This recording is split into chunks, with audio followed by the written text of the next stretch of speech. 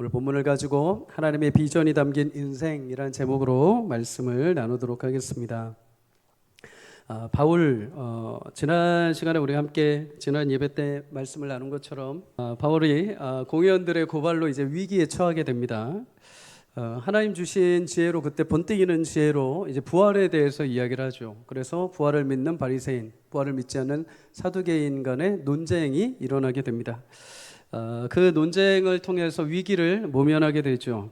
그리고 11절에 그는 다시 군대 영내로 돌아왔을 때 하나님이 그 밤에 바울에게 찾아오십니다. 그리고 담대하라, 네가 로마까지 가여야 할 줄 아노라, 비전을 제시해 주십니다. 여러분, 외로움과 위협의 순간이 찾아왔을 때 홀로 있는 그 시간에 충성을 다한 성도에게 주인 되신 하나님이 찾아오셔서 비전을 주시고 약속을 주신다는 건 큰 은혜이고 축복인 줄 믿습니다. 여러분, 오늘 밤이 여러분에게도 그런 비전의 시간이 되시기를 주의 이름으로 축복합니다. 하나님은 그를 성실하게 따르는 주의 자녀를 놓지 않으십니다. 그가 어떤 위기, 또 홀로 있는 그 시간이라도 하나님 찾아오셔서 그의 마음에 담대함을 주시고 그에게 비전을 허락해 주시는 분인 줄 믿습니다. 오늘 12절에서 13절에 이렇게 이야기를 합니다. 나리샘에 유대인들이 당을 지어 맹세하되 바울을 죽이기 전에는 먹지도 아니하고 마시지도 아니하겠다 하고 이같이 동맹한 자가 40여 명이더라. 아멘. 여러분, 하나님이 바울의 생명을 보존해 주신다, 그리고 로마를 향해서 내가 너를 보낼 것이라고 비전을 분명히 어젯밤에 주셨습니다. 그죠? 근데 그 밤이 끝나자마자, 그 밤이 지나자마자, 새자마자 바로 무슨 일이 일어났냐? 하나님이 그렇게 일하시니까 사단도 똑같이 일을 따라 합니다. 그죠? 여러분, 하나님만 일하시는 게 아니라 사단도 역시 그 일을 방해하기 위해서 집요하게 일을 따라옵니다.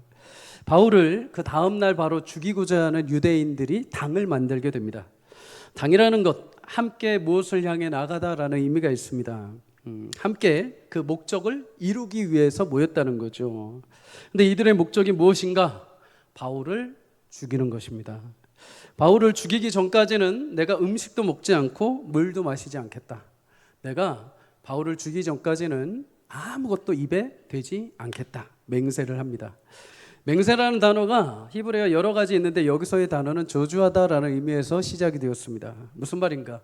상대방을 저주한다는 것이 아니라 내가 이 약속, 이 맹세를 지키지 않으면 하나님께 내가 저주를 받겠다. 엄청나죠. 내가 바울 죽이지 않으면 하나님 앞에 내가 저주받아도, 심판받아도 내가 아무 말 안 하겠다. 그 정도로 강력하게 바울을 반드시 내가 죽이겠다. 그게 몇 명? 40명 가까이입니다. 여러분, 우리 여기서 먼저 두 가지 교훈을 볼 수 있습니다. 첫째는 여러분, 여전히 성도에게 영적인 전쟁이 지속되고 있다는 것을 꼭 기억하시기를 주의 이름으로 축복합니다. 여러분, 바울은 다메섹에서 예수님과 만나서 뜨거운 체험을 한 사람입니다. 사명을 따라서 이방 지역에 복음을 전했습니다. 고난도 있었지만 눈에 분명히 보이는 가시적인 결과들도 맺었습니다. 그런데 그의 인생을 들여다보면 끊임없이 영적인 전투가 계속 치열하게 일어나고 있습니다.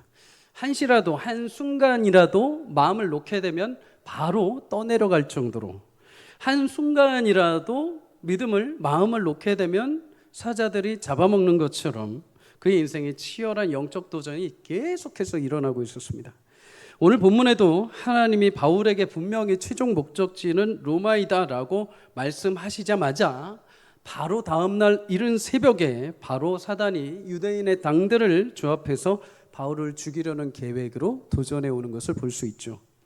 여러분, 욥기 1장 7절에 보면 욥을 시험하기 위해서 사단이 하나님 앞에 찾아오게 됩니다. 그때 하나님이 네가 어디에서 있다 왔느냐라고 물어보십니다. 이때 사단이 이렇게 대답하죠. 제가 지옥에서 있다 왔습니다. 제가 제 집에 있다 왔습니다.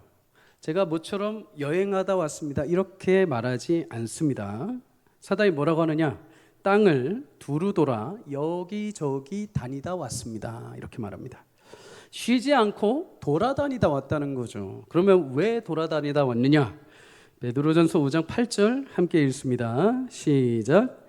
근신하라, 깨어라, 너희 대적 마귀가 우는 사자같이 두루 다니며 삼킬 자를 찾나니. 아멘. 여러분, 사단 마귀가 여기저기 두루 다닌 이유는 시간 남아서 여행하러 다닌 거 결코 아닙니다. 삼킬 만한 자를 찾기 위해서 두루두루 찾기 위해 돌아다녔다는 거죠. 여러분, 바울은 복음을 전하는 데 있어서 또 교회를 세우는 데 있어서 굉장히 중요한 역할을 했던 인물입니다. 이 정도면은 사단이 근처에도 가지 않을 거라고 우리는 생각할 수 있습니다. 이 정도면 사단이 그냥 바울을 포기하고 패스하고 넘어갈 정도 되지 않을까라고 생각할 수 있습니다. 그런데 그렇지 않습니다. 바울도 여지없이 사단이 삼킬 만한 대상이었습니다. 사단에게는 여러분 예외가 없습니다. 죄송하지만 여러분, 아무리 내가 신앙생활을 오래 했다 하더라도 사단에게는 열애가 되지 않습니다. 겉으로 내가 열심히 수고했다 하더라도 사단에게는 절대 열애 대상이 되지 않습니다. 사단은 어느 누구도 빼주지 않습니다. 오늘 본문을 보면 오히려 바울을 마저도 집어삼키기 위해 죽이려고 사단의 집요한 계획이 바로 다음날 하나님의 비전 다음날 뒤쫓아오는 것을 보게 됩니다. 우리도 마찬가지죠. 여러분, 이 자리에 계신 성도님들 모두 예수를 만나고 구원의 놀라운 은혜를 체험하신 분들인 줄 믿습니다. 그리고 십자가의 은혜 아래서 내가 죽고 예수님은 다시 산다라고 고백한 분들인 줄 믿습니다. 그렇다면 사단이 결코 그 고백을 진실하게 한 분들을 아무도 가만히 놔두지 않습니다. 예수님의 사람이 된 사람들 결코 그냥 놔두지 않습니다. 늘 호시탐탐 무너뜨릴 기회를 엿보고 있죠. 사단이 우연히 그런 성도들을 지나가다가 우연히 발견하지 않습니다. 열심히 찾고 찾아내어서 집어 삼켜버린다라고 성경이 말합니다. 가끔씩 여러분, 동물들이 나오는 다큐멘터리를 봅니다. 그런데 가장 놀라운 장면 중에 하나는 뭐냐? 뱀이 자신보다 몸집이 큰 짐승을 꿀꺽 삼키는 장면입니다. 여러분, 뱀은 턱이 없습니다. 턱뼈가 없습니다. 그래서 근육으로만 그 입 주변이 만들어져 있습니다. 그래서 보시면은 뱀이 자기보다 몇 배 더 큰 짐승을 잡아먹는 것을 볼 수 있죠. 잡아먹기 위해서 온 목에 있는 근육이 확 확장이 됩니다. 팽창이 됩니다. 그래서 그 작았던 입이 크게 벌려져서 짐승을 꿀꺽 삼키게 되는 거죠. 여러분, 사단의 대상 제한 두지 않습니다. 목사라 하여, 장로라 하여, 권사라 하여, 집사라 하여 누구든지 여러분 시험의 대상이 되게 만듭니다. 그는 누구라도 예수님을 믿는다고 한다면 누구라도 무너뜨리는데 열심을 가해 옵니다. 그래서 고린도전서 10장 12절은 우리에게 말합니다. 그런즉 선줄로 생각하는 자는 넘어질까 조심하라. 나는 이 정도면 됐어. 이 정도면 사단이 나는 못 건드려. 나는 사단이 잘 모르겠어. 사단이 오지도 않아. 나는 사단의 유혹에 잘 넘어가지 않아. 나는 지금 잘하고 있어라고 생각하는 그 마음조차도 사단이 교만한 마음을 우리 가운데 침투해 온다는 것입니다.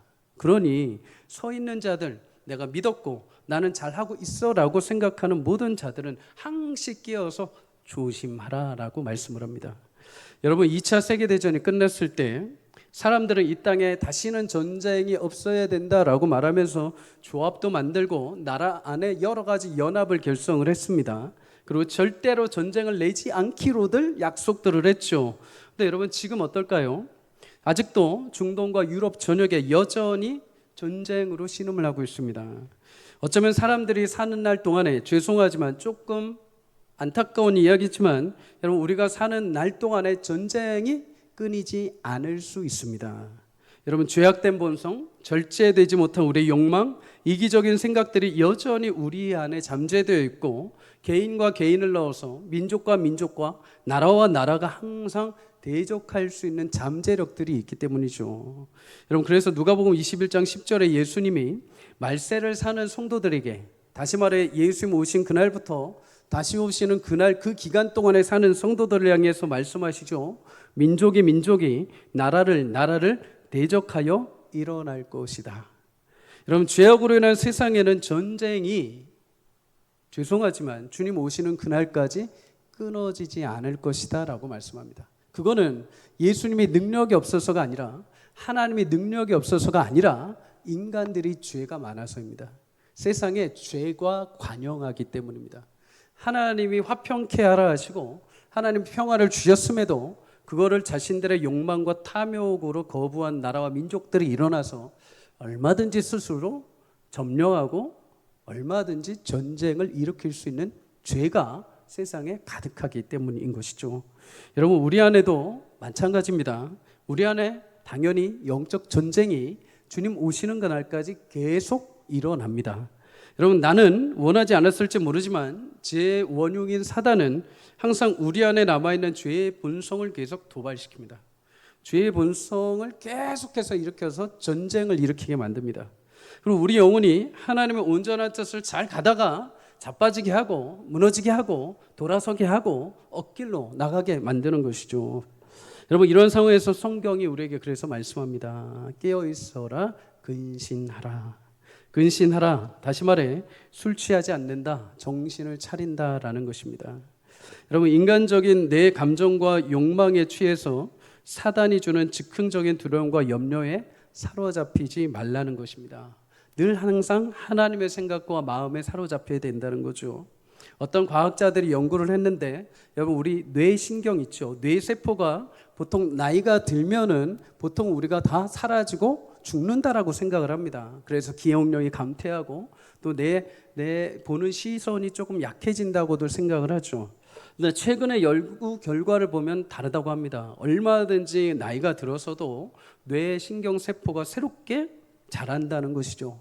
그 중에 하나가 뭐냐? 항상 충격을 가한다는 것입니다. 뇌에 충격을 가해 주는 것이죠. 그 중에 하나가 무엇이냐? 그럼 집에 가서 잘 써먹으시기를 바랍니다. 뇌세포가 자라납니다. 이거 아무에게도 안 가르쳐 주는데 세 가지인데 하나만 가르쳐 드릴 겁니다. 궁금하신 분 두 가지는 나중에 따로 오십시오. 하나는 뭐냐? 내가 충격을 받게 만드는 거죠. 따뜻한 물로 샤워를 하다가 마지막에 아주 살짝 찬물로 확 틀어가지고 온몸에 찬물이 확 닿게 하는 것입니다. 그럼 뇌가 갑자기 충격을 받고 긴장을 하면서 뇌세포가 확 일어난다는 것이죠. 뇌세포가 확 살아난다는 것입니다. 마찬가지입니다. 여러분, 우리가 왜 깨어 있어야 됩니까? 잠잠하게 그냥 무덤덤하게 살다 보면은 이것이 하나님의 뜻인지 사단의 계획인지 전혀 알지도 못합니다. 어느 순간 내가 딱 일어나 봤는데 내가 지금 엉뚱한 곳에 가 있는 거죠. 내가 하는 행동과 말과 내 신앙의 자리가 전혀 다른 자리에 가 있는 것입니다. 그런데 여러분, 깨어있는 성도는 어떻습니까? 항상 이게 하나님이시는 마음인지 사단이 지금 내게 찾아온 마음인지를 이거를 항상 분별을 합니다. 시간을 두고 기도하면서 말씀 앞에 잠잠히 서서 이게 하나님 뜻인지 사단의 생각인지를 항상 분별합니다. 그래서 여러분, 성도들은 항상 하나님 앞에 시간을 두는 시간을 가져야 됩니다. 여러분, 우리가 왜 기도를 합니까? 물론 내 아랠 거 막 아뢰고 가는 것도 좋습니다. 그런데 여러분, 일주일 내내 살고 하루하루를 살아감에 있어서 그 순간순간마다 사단이 내 마음에 침투하고 내 주변 환경에 침투한 일이 없었을까요? 많았을 것입니다. 여러분, 그런데 그걸 가지고 내 생각대로 내 방법대로 해결하려고 하면 자꾸만 우리의 신앙의 길이 꼬이게 되어 있죠. 그런 인생의 문제들이 올 때마다 하나님을 경외하는 자들은 어떻습니까? 하루하루마다 하나님 앞에 그 생각과 그 시간들을 두고 기도하는 거죠. 하나님, 오늘 이런 일들이 있었고 이런 상황들이 있었는데 이럴 때 제가 이렇게 했던 것이 맞습니까? 아니면 혹시라도 제 마음이 이렇게 해가지고 무너지고 낙심되고 뒤로 물러섰는데 하나님, 이거 하나님이 주신 계획입니까? 아니면 이것을 내가 외면하고 사단이 준 생각이라서 다른 마음으로 품어야 됩니까? 정 모르겠으면 말씀을 찾아서 읽어야겠죠. 말씀을 읽다 보면 말씀의 모든 역사를 이루어 가신 하나님께서 그 말씀 가운데 지혜를 주시는 거죠. 마음에 확 깨닫게 하시는 분명한 생각들이 있습니다. 그것이 우리를 깨우는 것이죠. 그래서 여러분, 사랑하는 성도님들, 항상 우리 인생과 신앙 속에 사단이 얼마든지 우리 가운데 찾아오는 것을 기억하시고 깨어있기 위해서 말씀과 기도로 깨어있는 은혜가 있기를 주 이름으로 축복합니다. 여러분, 하나님께서 주시는 시선, 하나님께서 주시는 생각과 마음을 알기 위해서는, 영적인 전투에서 무너지지 않기 위해서는 항상 우리 영혼이 깨어 있어야 됩니다. 여러분, 오늘도 끝나지 않은 영적 전투가 여러분의 삶에 분명히 있었습니다. 오늘 하루 여러 가지 직장과 사업장에 있었던 일들 가운데, 또 여러 가지 교회 나오는 과정 속에서 남편과 아내, 자녀들과의 모든 육아의 과정 가운데 얼마나 치열한 영적인 일정이 내 순간순간마다 마음에 확확 일어나게 됩니까? 돌아섰을 때 내가 왜 그렇게 했지라고 한탄하는 마음들이 왜 없겠습니까? 여러분 주의 말씀과 기도로 깨어 여러분의 심령 가운데 하나님의 분명한 뜻이 서기를 주 이름으로 축복합니다. 기도의 큰 장점과 은혜는 그런 것입니다. 그냥 내 필요만 간구하는 것만이 아니라 주님 앞에 나와서 그 시간을 두고 기도하고 묵상할 때 하나님께서 그 안에서 주시는 지혜들을 발견하는 것이죠. 그 안에서 주시는 영적인 깨달음을 발견하는 것이죠. 그 안에서 나도 모르게 주시는 기도 가운데 주시는 성령의 음성과 지혜를 보고 위로를 얻기도 하고 반성을 하기도 하고 다시 용기를 얻고 돌아가는 자리입니다. 그래서 여러분 사랑하는 성도님들, 기도의 자리가 그런 자리가 되기를 주 여러분 축복합니다. 그냥 단순히 기도하고 내던지고 가는 것이 아니라 그 자리에서 하나님과 독대해서 하나님, 이 순간순간에 사단의 영적인 시련과 도전이 있는데 제가 하나님 선한 뜻으로 어떻게 붙들어야 될까요? 어떻게 이겨야 될까요? 그럴 때 하나님께서 여러분들에게 충만한 지혜 주시고 하나님께서 성령의 역사로 여러분의 삶을 인도하시는 축복이 있기를 주 이름으로 소망합니다. 깨어서 기도와 간구하는 모든 자들, 하나님 그 마음과 생각을 지켜주시는 축복이 있기를 주 이름으로 소망합니다. 여러분, 그렇다면 사단의 도전 얼마나 강했을까요? 바울을 죽이기 위해서 40명이나 모였다고 하죠. 영어 성경을 보면 more로 되어 있습니다. 더 많이 40명 이상이 모였다는 것입니다. 여러분을 해하고자 하는 사람들이 40명 가까이가 여러분 오늘 이 저녁에 여러분을 죄송하지만 해하기 위해서 계획을 세운다고 한다면 여러분 얼마나 두렵겠습니까? 그 모든 위협과 음모에서 벗어날 수 있는 사람은 쉽지 않을 것입니다. 바울이 여러분 그 음모에서 어떻게 벗어날 수 있었을까요? 놀랍게도 바울이 이러한 음모에서 도망치게 됩니다. 유대인들 그 40여 명의 그 모든 계획, 음모가 물거품이 되죠. 어떻게 이 일이 가능했는가? 11절에 그날 밤에 하나님의 비전이 먼저 바울에게 선포되었기 때문입니다. 여러분, 하나님의 비전, 곧 바울 내가 로마까지 가야 하리라. 하나님께서 바울을 죽이기로 한 40인 이전에 하나님이 그 저녁에 먼저 바울에게 비전을 얘기해 주셨습니다. 여러분, 바울을 죽이기로 한 40여 명은 바울을 여기서 멈추게 하려고 했죠. 그러나 하나님의 비전을 그들도 막을 수가 없었습니다. 여러분, 사단의 음모가 결코 하나님의 비전을 막을 수 없다는 사실을 기억하시기를 축복합니다. 그래서 우리 두 번째 교훈을 얻습니다. 나를 향하신 하나님의 비전은 반드시 성취되는 줄 믿습니다. 그럼 어떻게 보면 유다인 40여 명도 비전이라고 할 수 있죠. 자신들만의 비전입니다. 근데 그 비전이 삐뚤어진 비전이죠. 잘못된 비전입니다. 바울을 죽이고 하나님의 일을 제한하는 비전이죠. 그런데 유대인들의 잘못된 비전보다 하나님의 비전이 앞섭니다. 유대인들의 비전보다 하나님의 비전이 더 강성하십니다. 하나님의 비전을 막을 수 있는 자는 아무도 없습니다. 사단이 계획을 만들고 사방으로 시험거리를 준비해도 하나님의 지혜와 능력에는 결코 미치지 못합니다. 그래서 하나님이 보실 때 여러분 그 악인들의 계획을 어떻게 보시는지 아십니까?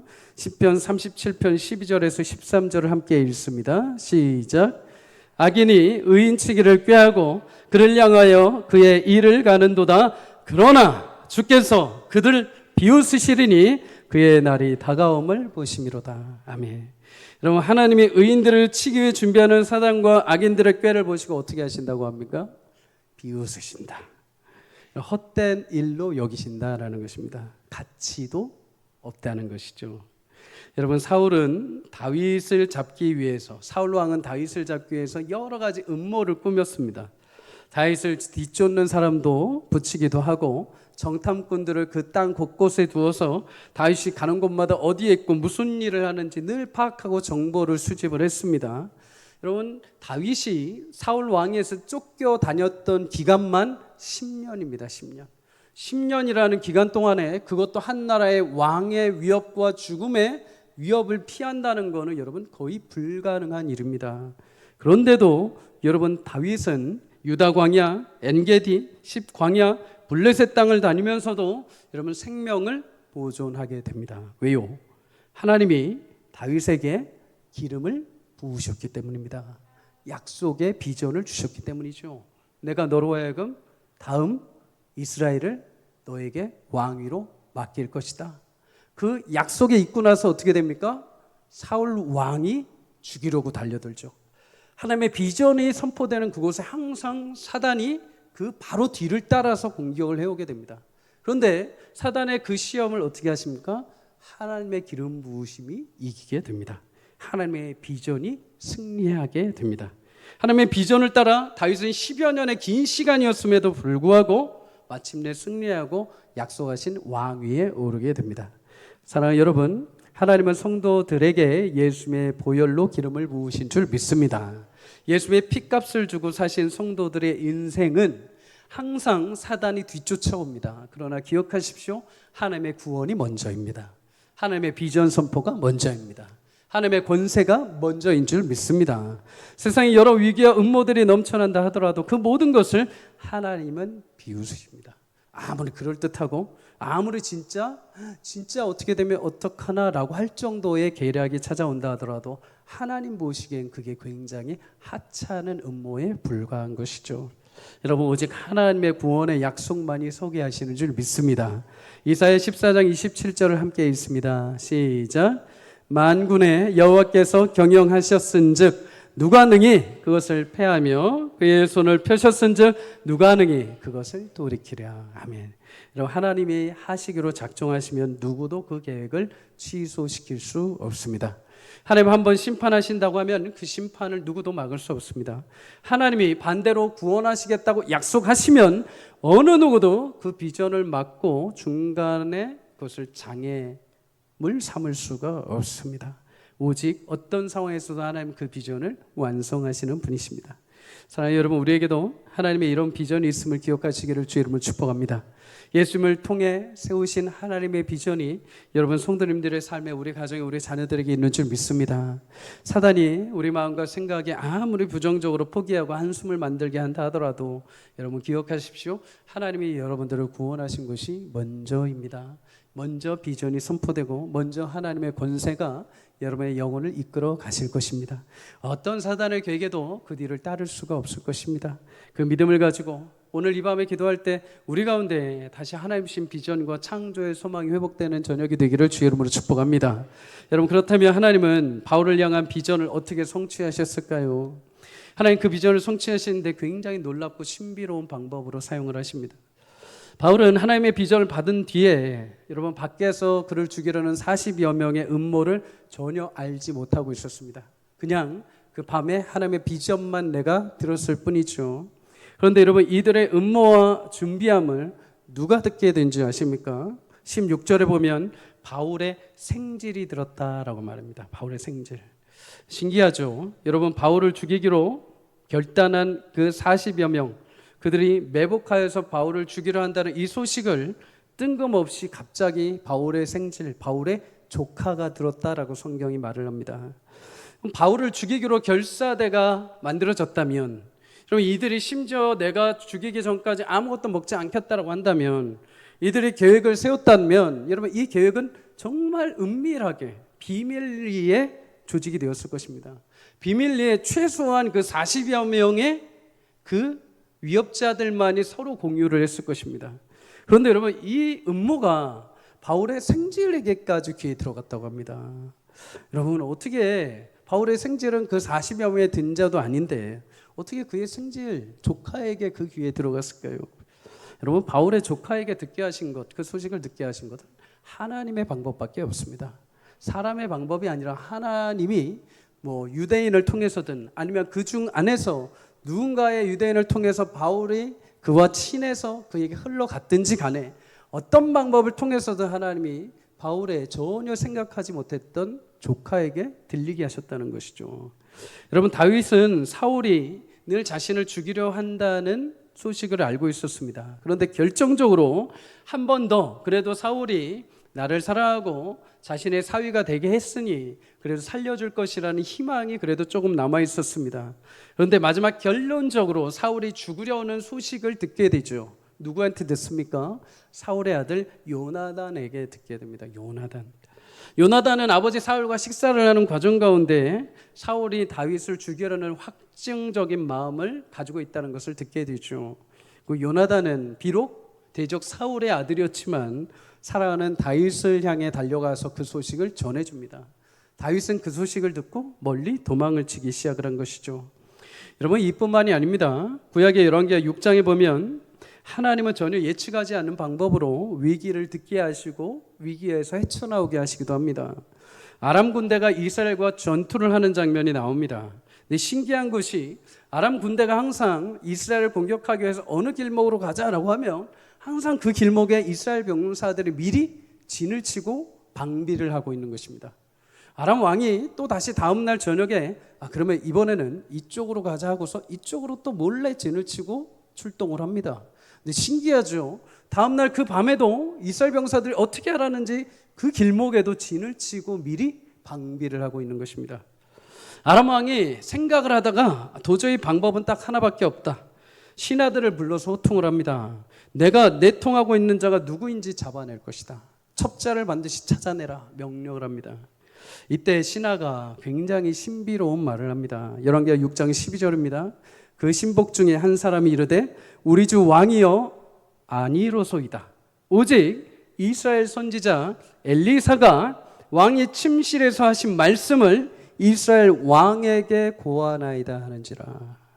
여러분 왕이 은밀하게 비밀리에 준비한 그 계략과 음모를 엘리사가 알고 엘리사가 왕에게 얘기해서 이스라엘 군사가 그것을 대적하도록 만들었다는 것입니다.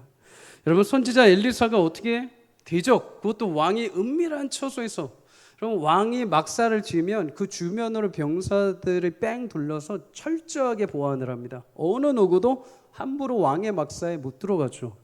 여러분 그 은밀한 침실에서 계획한 그 음모를 도대체 어떻게 엘리사가 그걸 알았을까요? 방법은 딱 하나입니다. 기도하는 가운데 엘리사에게 성령이 임해서 엘리사에게 하나님의 영이 그의 지혜 가운데 계략을 알게 하신 것입니다. 하나님밖에 없습니다. 여러분 오늘 바울 조카 단 한 번도 성경에 등장하지 않았던 인물입니다. 심지어 오늘 등장하고 이후에도 한 번도 등장하지 않는 인물입니다. 마치 바람과 같이 나타났다가 바람과 같이 사라지는 인물입니다. 한 번도 등장하지 않았던 조카가 갑자기 뜬금없이 나타나서 그 음모를 듣고 바울에게 찾아가서 이 사실을 알려줍니다. 성경이 무엇을 말씀할까요? 여러분 어떤 상황에서도 하나님은 그의 모든 지혜를 동원하셔서 길을 내시고 강을 내시어 비전을 이루신다는 것입니다. 여러분 고린도전서 10장 13절을 이렇게 말씀합니다. 함께 읽습니다. 시작. 사람이 감당할 시험 밖에는 당한 것이 없나니 오직 하나님은 미쁘사 너희가 감당하지 못할 시험 당함을 허락하지 아니하시고 시험 당할 즈음에 또한 피할 길을 내사 너희로 능히 감당하게 하시느니라. 아멘. 여러분 이 말씀 믿으시길 축복합니다. 바울의 이 고백이 그냥 겉으로 나온 고백이 아닙니다. 자신의 삶의 인생의 여정을 통해서 늘 위기 가운데 전혀 생각하지 못한 방법으로 구원하신 하나님, 자신에게 늘 피할 길을 주시고 감당할 시험을 주셨던 그 하나님, 위기 가운데 늘 감당할 수 있도록 도우신 하나님에 대한 신앙의 고백인 거죠. 사랑하는 여러분, 하나님은 우리가 감당할 시험을 주시고 피할 길을 허락해 주시는 분인 줄 믿습니다. 때로 막다른 골목에 이르러서 이제 끝났나 보다라고 생각이 들 때가 있을지 모릅니다. 아니요. 여러분, 하나님 끝내시기 전까지는 결코 끝나지 않습니다. 모세가 아말렉과 전투할 때 산 위에서 손을 들고 기도를 합니다. 아론과 훌이 옆에서 손을 지탱해주고 기도하죠. 근데 여러분 승리가 언제 있었습니까? 모세가 포기하지 않고 손을 들고 있을 때까지 승리가 임했습니다. 모세가 피곤하고 힘이 들어 낙심하여 손을 내리는 순간 이스라엘이 패하기 시작했습니다. 무슨 말입니까? 하나님은 그의 자녀들을 포기하시지 않은 것뿐만 아니라 너희도, 내 백성 성도 너희도 포기하지 않는 한 하나님도 포기하지 아니하신다는 것입니다. 사랑하는 성도님들, 주님의 약속을 신뢰하며 포기하지 않기를 주의 이름으로 축복합니다. 하나님 반드시 그 일을 이루시는 분이십니다. 손을 들어 기도하십시오. 하나님 앞에 간구하십시오. 하나님 오늘도 그 믿음을 따라서 손을 들고 낙심하지 않고 하나님 앞에 믿음으로 나가는 자연들 가운데 승리의 은혜를 주실 줄 믿습니다. 여러분 바울은 유대인들의 음모를 전해준 조카를 천부장에게 이끌어갑니다. 천부장이 바울의 조카 이야기를 듣고 어떻게 했을까요? 여러분 한 번도 보지 않았던 유대인입니다. 그 조카가 한 대략 여러분 15세에서 20세, 많으면 25세 정도입니다. 젊은 나이의 조카입니다. 그 조카가 와서 이런 음모를 이야기할 때 여러분 로마에서 파견된 천부장, 1000명의 군사를 거느리고 있는 천부장이 어떻게 하는 줄 아십니까? 확인 작업도 걸치지 않습니다.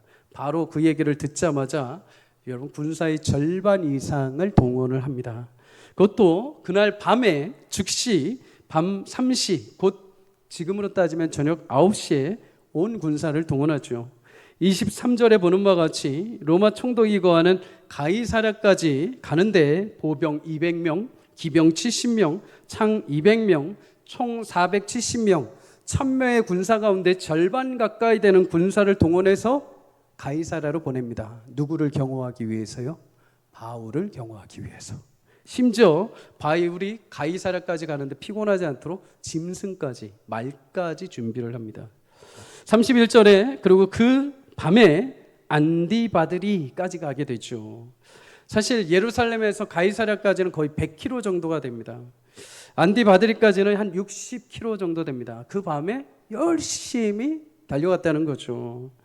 여러분 거의 절반 이상의 병사가 빠져나갔으니까 보안이 조금 약하겠죠. 그러니 200명의 병사를 급하게 다시 돌아오게 합니다.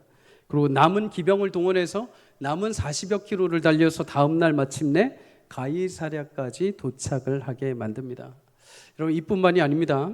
유다인들이 이 소식을 듣게 된다면 분명 가이사랴에 가서 총독에게 따질 것을 알기에 미리 이 천부장이 편지를 보냅니다. 뭐라고요? 이 바울은 죄가 없는 것 같습니다. 그냥 종교적인 문제로 그냥 자기들 안에 분란이 있는 것 같습니다. 그러나 이거를 잘 판단해 주십시오. 객관적으로 판단할 수 있도록 미리 편지까지 써서 보내줍니다. 대단하죠. 여러분 하나님의 계획과 약속의 성취는 늘 우리 생각과 계획을 뛰어넘으시는 줄 믿습니다. 내 생각과는 전혀 다른 방법으로 한계를 넘어서 비전에 이르게 하시는 분입니다. 영적 전투의 인생은 어쩌면 굉장히 힘들고 에너지가 많이 들어가는 삶일 것입니다. 그런데 여러분 너무도 감사하고 기쁜 일은 그 전투에 항상 하나님이 앞장서서 인도해 가신다는 거죠. 대장이신 주께서 앞장서셔서 우리에게 가장 좋은 방법으로 내가 계획했던 방법을 넘어서 하나님은 그 계획을 이루어 가십니다. 오늘 우리가 읽은 본문에도 바울은 여러분 단 한마디도 고백하는 것이 나오지 않습니다.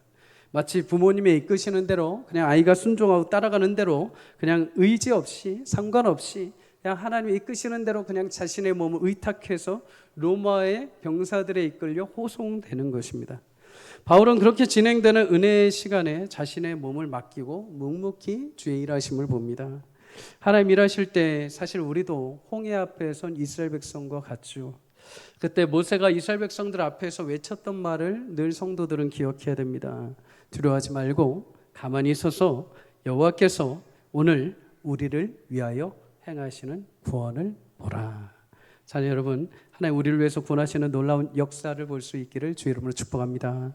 앞에 홍해가 있고 뒤에 병사들이 따라온다 하더라도 하나님께서 그 놀라운 하나님의 지팡이를 들 때 그의 백성들을 그 안에 가두지 아니하시고 심지어 그 앞에 홍해가 있다면 그 홍해라도 말리게 하셔서 보내시는 분이십니다.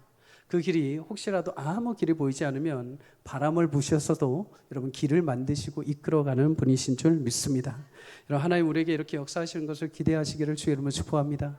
오늘 내 인생이 숲과 같고 아무것도 보이지 않는 인생 같습니까? 여러분 하나님은 그 길을 알고 계십니다. 하나님 앞에 하루하루 한 걸음 한 걸음 믿음으로 걸어갈 수 있기를 주의 이름으로 축복합니다. 주의 말씀은 우리 발의 등이라고 하죠. 등.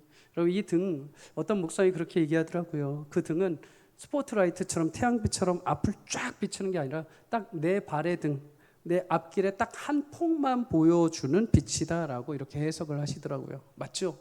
여러분 아무리 우리가 신앙생활을 잘해도 멀리 10년, 20년을 내다보는 사람은 단 한 명도 없습니다. 하루하루 한 발자국 한 발자국 하루하루 인생 하나님이 보여주시는 것만큼 갈 수 있는 것이죠. 근데 그날 하루하루 그렇게 걷다 보면 우리가 어디에 가 있습니까? 홍해를 건너가 있는 것이죠. 여리고 가나안 땅에 들어가 있는 것이죠. 하나님 그런 축복이 우리 가운데 있는 줄 믿습니다. 사랑하는 여러분 너무 멀리까지 미래 오지도 않은 두려움 때문에 사로잡히기보다 오늘 하루도 내 삶을 인도하시는 하나님, 오늘 하루도 그냥 주님의 은혜 가운데 주님께서 보여주시는 그 길, 주님께서 열어가시는 그 사막에 강을 내시는 그 길을 따라 걷게 하여 주시옵소서. 하루하루 믿음으로 걸어갈 때 우리 길이 지나고 나면은 그것이 하나님이 운행하시고 역사하신 삶이 되게 하실 줄 믿습니다. 여러분, 마지막으로 바울과 유다 40인을 통해서 우리에게 주시는 교훈이 있습니다. 여러분, 목숨을 하찮게 여기는 사람은 없습니다. 목숨은 하나밖에 없기 때문에 소중히 여겨야 합니다. 하나님 주시는 구원해 주신 생명이기에 가치 있는 일에 매진해야 됩니다. 그런데 오늘 본문에 보면 그 생명을, 교회를 세우고 영혼을 살리는데 목숨을 거는 사람이 등장하는가 하면 반대로 잘못된 열정과 노력으로 사람을 죽이는 데 자신의 목숨을 거는 사람들이 등장하죠. 바울과 이 유다 40인입니다. 바울은 구원받은 자신의 인생을, 남은 시간을 복음의 증거와 영혼을 살리기로 하는 맹세를 합니다. 그 유명한 사도행전 20장 24절 말씀이죠. 함께 읽습니다. 시작. 내가 달려갈 길과 주 예수께 받은 사명 곧 하나님의 은혜의 복음을 증언하는 일을 마치려 하면은 나의 생명조차 조금도 귀한 것으로 여기지 아니하노라. 아멘. 여러분, 영혼을 살리는 일에 자신의 목숨을 거는 것만큼 귀한 것은 없습니다. 바울은 자신의 삶을 들여 영혼을 살리고 교회를 세우는 일에 목숨을 걸죠. 반면 유다인들은 어떻습니까? 자신들의 가치와 전통, 율법을 지키기 위해 목숨을 걸기는 걸지만 잘못된 열심이죠. 오히려 그것은 하나님을 방해하는 방법으로 가게 됩니다. 바울은 살리는 맹세를 한 반면에 그들은 죽이는 맹세를 하게 되죠. 그런데 결과가 완전히 판이하게 다르죠. 하나님을 살리는, 하나님 나라를 세우는, 영혼들을 살리는 맹세를 한 바울은 그 사명을 완성할 때까지 하나님의 그의 인생을 붙들어 인도해 가십니다. 반면 유다인들, 바울을 죽이려는 맹세를 했던 모든 계획은 아무리 철저하고 아무리 은밀하게 준비했다 하더라도 하나님의 비웃으시고 물거품이 되게 하셨습니다. 사랑하는 여러분, 우리 삶은 참 귀합니다. 하나님의 형상과 모양으로 창조되었습니다. 잠깐 죄로 인해서 얼룩지고 하나님의 형상이 깨어진 존재들이 되었죠. 그러나 하나님은 예수님을 보내셔서 우리의 깨어진 형상을 다시 새롭게 만들어 주셨습니다. 그렇게 얻게 된 우리 인생, 그렇게 얻게 된 우리 생명을 하나님 나라를 위해서 영혼을 살리는 데 세우는 은혜가 있기를 주의 이름으로 축복합니다. 그렇게 결단하고 믿음으로 사는 성도들의 인생에 주님은 오늘 바울의 인생을 전혀 측량할 수 없는 놀라운 하나님의 계획으로 구원하셨던 것처럼 오늘도 그렇게 믿음으로 내 삶이, 내가 구원받은 내 인생이 하나님 나라를 세우고 영혼들을 세우고 주의 나라를 세우기 위해서 헌신하고 결단하는 모든 성도의 삶에 하나님의 역사로 이루어질 줄 믿습니다. 여러분의 삶에 고귀한 생명을 통하여 수많은 영혼들이 살아나고 하나님의 백성들이 일어나고 교회가 일어나는 축복이 있기를 바랍니다. 그 모든 마음을 가진 성도님들의 삶에 하나님이 역사하시고 하나님의 비전을 성취하실 것입니다. 오늘 밤에 그런 비전의 인생을 살기로 결단하는 귀한 시간이 되시기를 주의 이름으로 간절히 축복합니다.